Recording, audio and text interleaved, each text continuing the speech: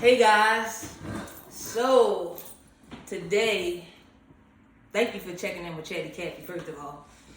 Today's crew member is my wise friend. I ain't gonna call you old. My wise friend. And today we're gonna talk about a sticky subject, divorce. I know a lot of people go through it. A lot of people are married and don't want to go through it. But today, Michelle's going to share her story about divorce and basically some red flags and also how she got through it and how she's making strides to be a better her.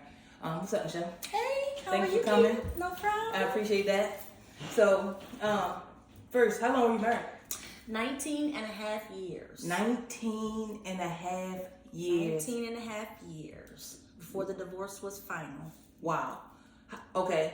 How long were you actively married? 17 years. 17 years. Mm-hmm. Wow. So, what brought you to it? Well, I would say when things happen in a marriage, Okay. and no, of course nobody gets married to eventually know they're gonna get divorced. Right. So for me, I had children, so I was fighting for my children because I didn't want them to be brought up with a single parent. Okay. But what finally brought me to it was after you've forgiven someone so many times and you see that they're not changing, Okay. instead of changing, they're finding ways to hide who they are, then it's time to get out. So, let me just make sure. After being with somebody and wanting them to change, and they don't change, but I guess they're saying that they are, so they're hiding basically all their bull crap, Right. just to appease you. Right. But then you really see. And then you find out the truth. It's not that I wanted him to change, because who he was as far as, I want you to get a better job and you're not. It was not. It was nothing small and trivial, or it was nothing that, because when you meet somebody and you decide you want to marry them, you don't marry them and say, "I'll marry them because I can change them to be this person." You're supposed to marry them based on what you see at that moment. Okay. If they stay the way they are from now till the end of time, could you be with this person? Okay. And of course I could. But there were instances within the marriage. I'm just gonna put it out there. It was adultery. Okay. So. Once he committed adultery the first time, Okay. I forgave. Okay. Because things happen. Right. And we went to counseling. We were both in counseling. Okay. Once I found out that even during counseling, he still continued his affair. Okay. Like one time, he missed our session because he was with the other woman. Wow. And I still forgave. Okay. I still forgave even after I found that out. But the straw that broke the camel's back for me was when he tried to come on to one of my friends. And it wasn't just, he knew this person was my friend. And she was a friend of the family. So she didn't tell me directly, but she told my godbrother. Okay. And once my godbrother got a hold of it, then he told my best friend who told me. Okay. I'm like, you know what? This is really embarrassing. Now, it's different when a person cheats and you're the only one to find out. Right.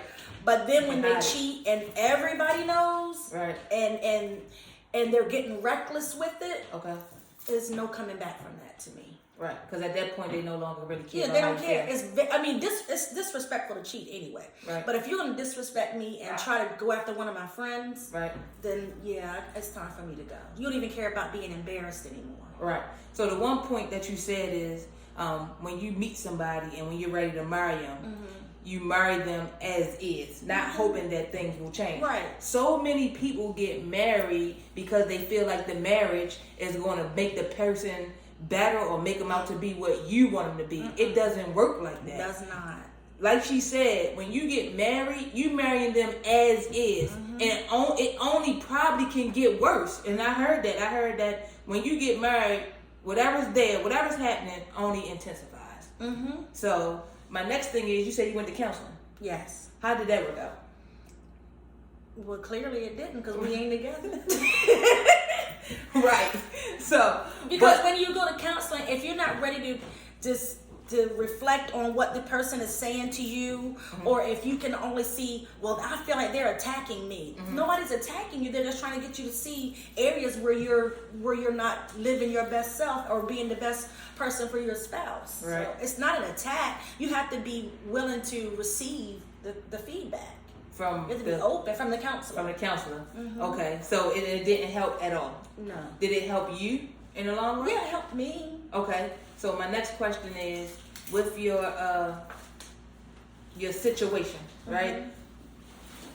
Once you said, okay, I'm ready to get divorced, how did you feel? Like, what was the emotion behind it? Like, was it, because I know a lot of people won't get divorced to save face. So what was your emotion behind it? For me, I was angry. I was hurt. I was like, I can't believe that for all these years and every situation, every chance that I gave him, Right. he still finds a way to cheat and hide it. So it's not like he was cheating and with the hopes of leaving me. Right. He was cheating with the hopes of keeping me and doing what he wanted.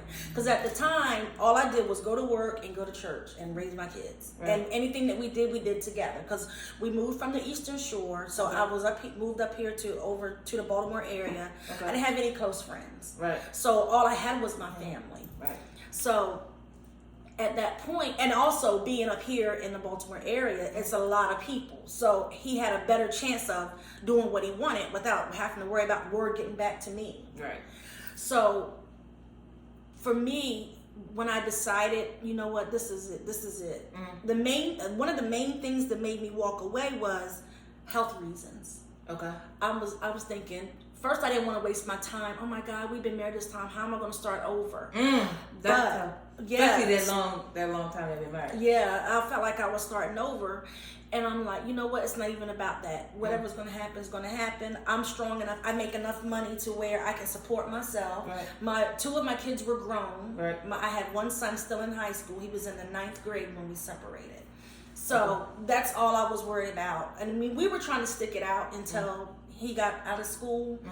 And I thought that the older my kids were, the better it would be for a divorce. But that was not the case. My oldest son took it the worst. Wow. He was away in the Army. Okay. And maybe it's because he was away from home, so he couldn't really be there to see his mom being okay. Right. He really took it the worst. And my daughter, she's a soldier, so she was cool. Right. And what about your baby? He was fine too, because he was still home. Okay. And he got to stay with mom, so he was cool. Okay. It was my oldest son that really took it the worst. So at a time, okay, I guess you considered your kids before you even took that step. Okay. So my next question would be, how are you healing from it? Like, what steps are you taking, or what steps did you take to put yourself in a better headspace? You know, what did you do for yourself? Okay, I'm a Christian, right? Okay. So I felt like every time I forgave him, but it's like I was healed every time I went through it. So it's like I had different layers of forgiveness to me, right? Okay. So once I forgave him one time, and then I find out he does it again, everything from the last time comes back to the surface. Okay. So his problem was, why are you bringing up the old stuff? You forgave me for that. Okay. People don't realize that even though you forgive somebody for something, once your habits start looking like what you did in the past, all that's going to come back up again. So just because I forgave him of adultery one time doesn't mean that the next time you do it, I'm going to not bring up that last time. No, this is coming up. This is all in who you are at this point. Right. So part of my healing, of course, was going to church. I threw myself in doing stuff in the ministry. I was working behind the scenes, and I was on staff at my church. So that helped me working with my kid, being with my children. My friend circle that I have now was a great help. Like, I'm around a bunch of strong women. So they were my support system since I've been here, because my best friend and she moved to Florida in 2009 or 10. So she wasn't up here. But my best friend, my friends that I have now, my friend circle, you have to have a core circle of friends that you trust, have like minds, and that really helped me get through. I wasn't home moping. We would go out to dinner, go out to eat, do stuff. So that really helped me get my mind off of it. So, and I feel that I'm healed now. I realized that when we first got divorced, he moved in with the lady, right? Okay. So her and I would talk on the phone, and I would tell her little stuff about him. And that let me know that I wasn't healed. Because why would I tell her stuff that I went through? Why am I still talking about it? If I'm healed, why am I still talking about it? Right. So now I realize after that, I said, I've got to get myself together. Okay. So self-reflection. Yep. So I started reading more, journaling, praying more, and I went to counseling too. I went to some more counseling. Single by myself. Okay. Yep. I went to counseling, and now I'm at a place where he and I are like brother and sister. Like sweet. Yep. Like he can call me now. We'll trip on the phone. Okay. We're like brother and sister. It's weird. I mean, his family, they still, reach out to you. Nice. We're still friends. So it's different. And I know that I'm healed because nothing that he does affects me. Like he used to know what buttons to push to make me start fussing or whatever. So now, if he says something that's not true about me, I'll just say, well, whatever. You can believe whatever. Right. Before, I would try to defend myself. That's not true. And I would go off. Now I'm like, okay, whatever you say. Whatever you got to tell yourself to feel good. Okay. Right. So how long did that take to get to that point? It took a good 2.5 years. From the time he walked out your door to the time you can sit here and say how you feel now. 2.5 years. It took a good. It was not overnight. It was not overnight. And I never had a chance. I never had an instance where, when I filed those papers, there was never an instance that I asked myself, am I doing the right thing? Once I filed those papers, I was done. Wow. It took me a while to get to that point, but once I did it, I was done. Did he try to stop you once the papers came? He did. First, he was like, I thought we were going to stay married until DJ turned 18. I'm like, no, why would I do that? Right. Because honestly, he had moved to South Carolina to take a job with Boeing. Okay. So he was a contractor in South Carolina. And I was living up here. Okay. So when his contract was up, he moved back to the house, but I had filed the papers by then. Okay. So he slept in our oldest son's room in the basement, and I slept in the main bedroom. Okay. So we were living in the same house, but living separately. Okay. So I filed papers in that September. He came home November. It was Thanksgiving. So around April or May, it was May. He was still staying out on the weekends and, doing his thing. I wasn't. I was home because I'm still saying I'm married. I'm going to do the right thing. Right. Whether we're together or not, I'm still not going to just start dating. Right. But he would stay out on the weekends. He was dating people. So this one particular time, I said, you know what? Why am I going to stay in this house with him while he does what he wants? I'm going to find my own place. Right. So I applied for an apartment in Owings Mills. We were living in Bel Air. I didn't know anybody in Bel Air. So I applied for a place in Owings Mills because it was closer to my church and closer to my friends. I got the place and I told him, I've got an apartment. So this was like May. I'm moving out in September. Right. So from May to September, we were still in the same house. Okay. He still did his thing. So August, I had to go out of town for training. And he sends me a text. Can we talk when you get back? I'm like, talk about what? He said, talk about this marriage. What about the marriage? Our divorce, we go to court next month. What you mean? Well, I just want to talk about, saving this marriage. I said, there's nothing to save. I said, we're getting divorced. Right.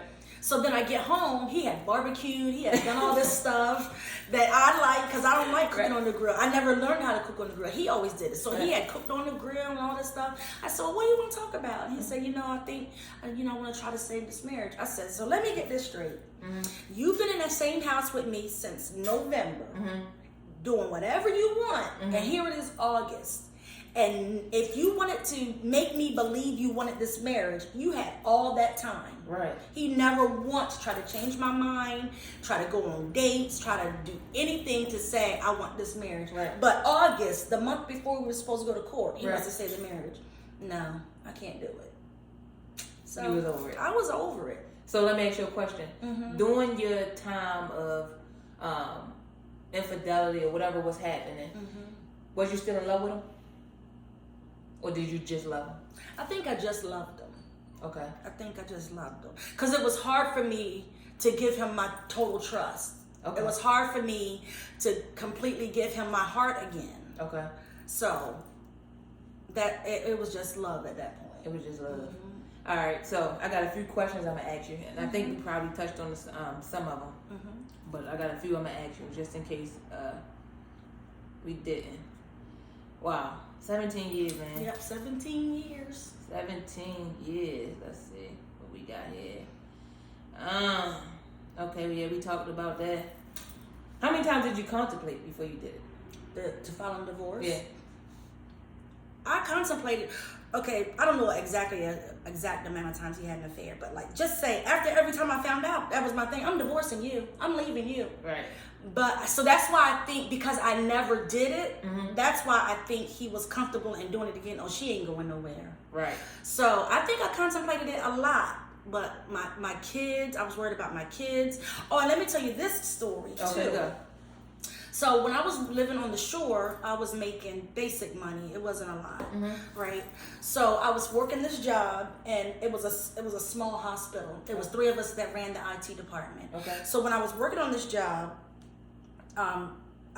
they were like really close friends, the director and the assistant director. Okay. So they did everything on the system. They only taught me a little bit, right? Okay.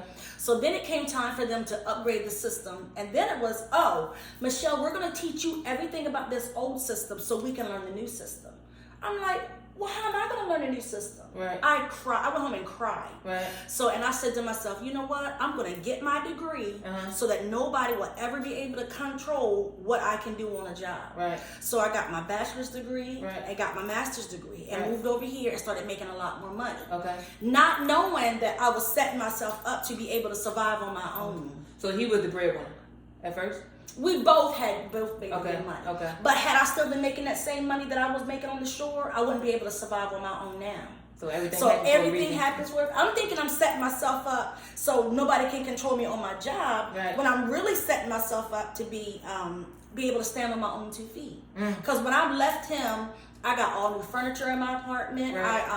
I had my own car in my own name. Right. My apartment was in my own name, so I was able to do this all on my own, Right. without having to worry about where my bed was going to come from, or where my kids need this, where I'm going to get it from. Right. I was able to do it because of the preparation I had done. So if you're in a marriage, I would say always be able to stand on your own 2 feet, even if you don't have to, but you know that you have that capability. Absolutely. Absolutely. So I was about to say that. I was about to say, if you had to tell somebody, so let me tell you, if you had to give some, I guess, advice to somebody going through a divorce, what would you tell them? If they're going through it or They go- contemplating. They going through it. The best thing is don't be bitter. Because being bitter and holding grudges, for me, I think the biggest thing was forgiveness. Because if I can't forgive, that's hurting me. Because I have to always remember, oh, I'm mad. I can't do this because I'm mad or because I'm hurt. Right. You got to come to a point of forgiveness for that person, regardless of what it looks like. Because I know people have said to me, girl, you crazy. I don't know how you talk to him. Or some people have said to me, I know it's going to be hard for you to trust somebody again if you start dating. Right. No, because if that's the case, I shouldn't be dating. There's no way that a new man should bear the burden of what the old man did to me. That's not fair to the new man. Say that one more time. The new man should not bear the burden of what the old man did to me. And that goes for women too. And it goes for women too. There should be no reason why, if they come in the house and say can you fix me some dinner? No, I'm not fixing no dinner. I did that in my last marriage. That has nothing to do with that man wanting dinner. Get his dinner if that's what he wants, or whatever, or she wants. Right. That's not how you never run your relationship out of hurt and anger and trying to protect yourself against what the old man did. Because you're not, at that point, you're not healed. And you shouldn't be dating. Wow. It's not fair to the next person. You should not be dating. That's a golden nugget right there. That is a golden nugget. That's how I live my life. Like, I don't whoever I meet, I'm gonna trust them until they give me. So are you reason. ready to date? I am. Okay. She's single, y'all. I am. So You when I got it? do meet somebody, I am gonna trust off the bat Okay. because they haven't given me a reason not to. I'm never gonna have my wall up. Say, "Oh Lord, what's he gonna do?" No, I shouldn't be dating if that's my approach. Sweet. Sweet. Cool. So, I appreciate you coming on the show. I mean, You that got was other questions answered? yeah, because we basically talked about them without even having a ask. Okay, cool. Yep, I just ran through some of them.